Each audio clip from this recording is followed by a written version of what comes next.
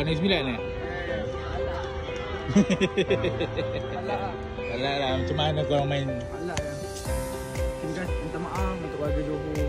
Kami dah cuba sebab mungkin kesilapan kami pagi tadi jadi macam ni. Belajar dari kesilapan. Sedih. Tak apa. Next game kita buat lagi. Alright. Okay. Main ke pantai boleh. Oh. Tak baik. Rendah diri dulu sepatutnya. Siapa tu?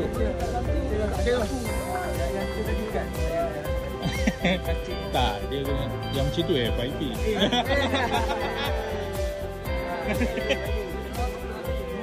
Muka dia sensor.